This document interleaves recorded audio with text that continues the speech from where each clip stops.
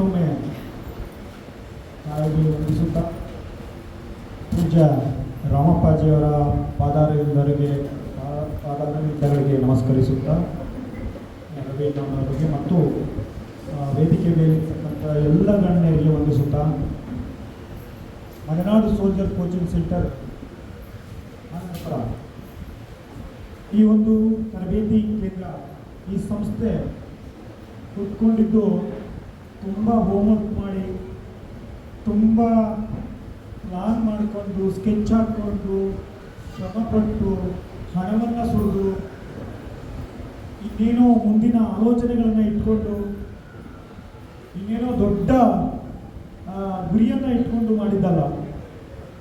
ಇದು ನಮ್ಮ ಪ್ರಾಥಮಿಕ ಯೋಚನೆ ಅಷ್ಟೇ. ನಾವು ತರಬೇತಿಗೆ ಸೇರಬೇಕಾದ್ರೆ ಅಥವಾ ಆರ್ಮಿಗೆ ಸೇರಬೇಕಾದ್ರೆ ನಮಗೊಂದು ಮಾರ್ಗದರ್ಶನ ಇರಲಿಲ್ಲ. ಹಾಗೂ ಮಲೆನಾಡಿನಲ್ಲಿ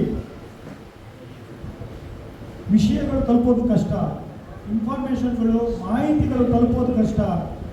ಮಲೆನಾಡಿನ ಮಕ್ಕಳಿಗೆ ಸೇನೆ ಸೇರಬೇಕು ಅಂತ ಆಸೆ ಇರುತ್ತೆ, ಬಟ್ ಹೇಗೆ ಸೇರಬೇಕು, ಏನು ಮಾಡಬೇಕು, ಎಲ್ಲ ಅಪ್ಲಿಕೇಶನ್ ಹಾಕಬೇಕು, ಏನು ಮಾಡಬೇಕು ಅನ್ನೋ ಒಂದು ಮಾರ್ಗದರ್ಶನ ಇರೋದಿಲ್ಲ. ಮತ್ತು ಸೇನೆಗೆ ಹೋಗಿರ್ತಕ್ಕಂಥವ್ರು ತುಂಬ ಕಡಿಮೆ ಇರೋದು ಮತ್ತು ಅವರ ಸಂಪರ್ಕ ಇಲ್ಲದೆ ಇರೋದ್ರಿಂದ ಈ ಎಲ್ಲ ಕಾರಣಗಳಿಂದ ಎಷ್ಟೋ ವಿದ್ಯಾರ್ಥಿಗಳ ಆಸೆಗಳು ನೆರವೇರದೆ ಹಾಗೆ ಕಮ್ಮಿ ಹೋಗುವ ಸಾಧ್ಯತೆಗಳು ಜಾಸ್ತಿ ಇರ್ತವೆ. ಮತ್ತು ಉತ್ತರ ಕರ್ನಾಟಕದಲ್ಲಿ ಮತ್ತು ಉತ್ತರ ಭಾರತಗಳಲ್ಲಿ ಸೇನೆಗೆ ಪ್ರತಿಯೊಂದು ಊರಲ್ಲೂ 10-20 ಜನ ಇರ್ತಾರೆ. ಬಟ್ ನಮ್ಮ ಭಾಗದಲ್ಲಿ ಇರೋದಿಲ್ಲ. ತುಂಬ ಊರಿಗೆ ಒಬ್ಬರು ಸಿಗೋದು ಕಷ್ಟ. ಯಾಕೆ ಹೀಗಾಗಿದೆ ಅಂತ ಯೋಚನೆ ನಾವೇ ಮಾಡಿದಾಗ ಏನಾಯಿತು, ಇಲ್ಲಿ ಮಾಹಿತಿಯ ಕೊರತೆ ಮಾತ್ರ ಇದೆ. ನಾವು ಮಾಹಿತಿಯನ್ನು ಮಾತ್ರ ಎಲ್ಲರಿಗೂ ತಲುಪಿಸೋಣ, ನಮಗಾದಂಗೆ ನಮ್ಮ ಮಕ್ಕಳಿಗೆ ಆಗಬಾರ್ದು. ಮತ್ತು ನಾವು ಸೇನೆಗೆ ಸೇರಿದ ನಂತರ ಮತ್ತು ನಿವೃತ್ತಿಯ ನಂತರ ನಮಗೆ ಸರ್ಕಾರದಿಂದ ಎಷ್ಟು ದೊಡ್ಡ ಲಾಭ ಇದೆ, ಎಷ್ಟು ದೊಡ್ಡ ಸೌಲಭ್ಯಗಳಿದ್ದಾವೆ, ಅದು ಎಲ್ಲರಿಗೂ ತಲುಪಬೇಕು. ಪ್ರತಿಯೊಂದು ಮಲೆನಾಡಿನ ಪ್ರತಿಯೊಂದು ಮನೆಗಳಲ್ಲಿ ಒಬ್ಬೊಬ್ಬ ಸೋಲ್ಜರ್ ಇರೋ ಥರ ಮಾಡಬೇಕು ಅನ್ನೋ ಒಂದು ಹೆಬ್ಬಯಕೆ ಇಟ್ಕೊಂಡು ನಾವು ತುಂಬ ಪ್ರಾಮಾಣಿಕವಾಗಿ ನಿಷ್ಕಲ್ಮಶವಾಗಿ ಈ ಒಂದು ಕಾರ್ಯವನ್ನು ಮೊದಲು ಸೋಷಿಯಲ್ ಮೀಡಿಯಾದ ಮೂಲಕ, ಯೂಟ್ಯೂಬ್ ಮೂಲಕ ಎಲ್ಲರಿಗೂ ಹೇಳುವ ಪ್ರಯತ್ನ ನಾವು ಮಾಡಿದ್ವಿ. ಬಟ್ ನಮ್ಮಂಥ ಏನು ಯೂಟ್ಯೂಬರ್ನ ಯಾರೂ ನೋಡೋದಿಲ್ಲ, ಯಾರೂ ಅನುಸರಿಸೋದಿಲ್ಲ, ಯಾರೂ ಫಾಲೋ ಮಾಡೋದಿಲ್ಲ, ಯಾರೂ ಲೈಕ್ ಮಾಡೋದಿಲ್ಲ. ಈಗಿನ ಮಕ್ಕಳು ನೋಡೋದು ತುಂಬ ಫೇಮಸ್ ಆಗಿರೋ ಯೂಟ್ಯೂಬರ್ ಯಾರಿರ್ತಾರೆ ಅವ್ರದ್ದೆಲ್ಲ ರೀಲ್ಸ್ ಎಲ್ಲ ಎಂಟರ್ಟೈನ್ಮೆಂಟು ಮನೋರಂಜನೆಗಾಗಿ ಮಾತ್ರ ನೋಡ್ತಾರೆ. ನಾವು ಇದನ್ನು ಹೇಗೆ ತಪ್ಪಿಸಬೇಕು ನಮ್ಮ ಮಲೆನಾಡಿನ ಮಕ್ಕಳಿಗೆ ಅಂತ ಹೇಳಿ ಯೋಚನೆ ಮಾಡಿದಾಗ ನಾವು 2019ರಲ್ಲಿ ನಾವೊಂದಿಷ್ಟು ಸಮಾನ ಮನಸ್ಕರು ನಿಜವಾಗ್ಲೂ ಹೇಳಬೇಕಂದ್ರೆ ನಮಗೆ ಕೈ ಜೋಡಿಸಿದ ಮೊದಲನಾಗಿ ದಯಾನಂದ್ ಸಾರು, ತದನಂತರದಲ್ಲಿ ಆರ್ಮಿ ಕ್ಲಬ್ನ ಸದಸ್ಯರು ಮತ್ತು ಅಧ್ಯಕ್ಷರು, ಕಾರ್ಯದರ್ಶಿಗಳು, ಹಗಲು ರಾತ್ರಿ ನನ್ನ ಜೊತೆ ನಿಂತ್ಕೊಂಡಂಥ ಸಾಕಷ್ಟು ಮಾಜಿ ಸೈನಿಕರು ಮತ್ತು ಹಾಲಿ ಯೋಧರು ಹೆಚ್ಚಾಗಿದ್ದಾರೆ. ಎಲ್ಲ ಸೈನಿಕರು ಮತ್ತು ಹಾಲಿ ಯೋಧರು ಮತ್ತು ಮಾಜಿ ಯೋಧರು ಮತ್ತು ಸಂಘ ಸಂಸ್ಥೆಗಳು ಸುತ್ತಮುತ್ತ ಎಲ್ಲರೂ ನಮಗೆ ಸಪೋರ್ಟ್ ಮಾಡಿದ್ರಿಂದ ನಾವು ಅವತ್ತು 100 ವಿದ್ಯಾರ್ಥಿಗಳಿಗೆ 2019ರಲ್ಲಿ ತರಬೇತಿಯನ್ನು ನೀಡಿದ್ವಿ.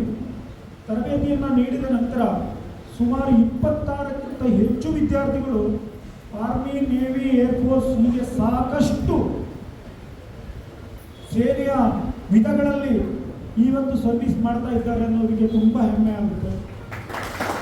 ಅದೇ ರೀತಿ ನಂತರದ 2020-2021 ಹೀಗೆ ಕಂಟಿನ್ಯೂ ಆಗಿ 3 ವರ್ಷಗಳ ಕಾಲ ಕರೋನಾ ಇದ್ದರೂ ಕೂಡ ನಾವು ತರಬೇತಿಯನ್ನು ಮಾಡಿದ್ವಿ. ಸಂಪೂರ್ಣ ಲಾಕ್ಡೌನ್ ಆದಾಗ ಮಾತ್ರ ಅದನ್ನು ಸ್ಥಗಿತಗೊಳಿಸಿ ಅಲ್ಲಿಂದ 5 ವರ್ಷಗಳ ಕಾಲ ನಾವು ಇದನ್ನು ಡ್ರಾಪ್ ಮಾಡಿದ್ವಿ. ಬಟ್ ಸಾಕಷ್ಟು ವಿದ್ಯಾರ್ಥಿಗಳು ನಮಗೆ ಖುಷಿ ಅನ್ನೋದು ಏನಪ್ಪ ಅಂತಂದರೆ ತುಂಬ ವಿದ್ಯಾರ್ಥಿಗಳು ನಮ್ಮ ಹತ್ರ ರಿಜಿಸ್ಟರ್ ಇದೆ. ಪ್ರತಿ ವರ್ಷದ ವಿದ್ಯಾರ್ಥಿಗಳ ರಿಜಿಸ್ಟರ್ ಇದೆ. ನಾವು ಅದನ್ನು ಅವರ ಫೋಟೋ, ಅವರ ಬಯೋಡಾಟಾ, ಅವರ ಫೋನ್ ನಂಬರ್ ಸಹಿತ ಹಾಕಿಟ್ಕೊಂಡಿದ್ದೀವಿ. ಆ ಪ್ರತಿಯೊಬ್ಬ ವಿದ್ಯಾರ್ಥಿಗಳಿಗೆ ನೀವು ಫೋನ್ ಮಾಡಿ ಕೇಳಿದ್ರೆ, ಸರ್ ನಾನು ಆರ್ಮಿಲಿದ್ದೀನಿ, ಸರ್ ನಾನು ನೇವಿಲಿದ್ದೀನಿ, ಏರ್ಫೋರ್ಸಲ್ಲಿದ್ದೀನಿ, ಪ್ಯಾರಾಮಿಲಿಟರಿ ಫೋರ್ಸಸ್ಸಲ್ಲಿದ್ದೀನಿ, ಪೊಲೀಸಲ್ಲಿದ್ದೀನಿ, ಸರ್ ನಾನು ಬಿಸ್ನೆಸ್ ಮಾಡ್ತಾ ಇದ್ದೀನಿ, ನಾನು ಆ ಕೆಲಸ ಮಾಡ್ತಾ ಇದ್ದೀನಿ, ಈ ಕೆಲಸ ಮಾಡ್ತಾ ಇದ್ದೀನಿ. ಎಷ್ಟು ಸಂತೋಷ ಆಗುತ್ತೆ ಅಂದರೆ ನಮ್ಮ ಎಲ್ಲ ವಿದ್ಯಾರ್ಥಿಗಳು ಒಂದು ಜವಾಬ್ದಾರಿಯುತ ಪ್ರಜೆಗಳಾಗಿ ಮಾರ್ಪಟ್ಟಿದ್ದಾರೆ ಅಂತ ಹೇಳ್ಕೊಳ್ಳೋದು ತುಂಬ ಸಂತೋಷ ಆಗುತ್ತೆ.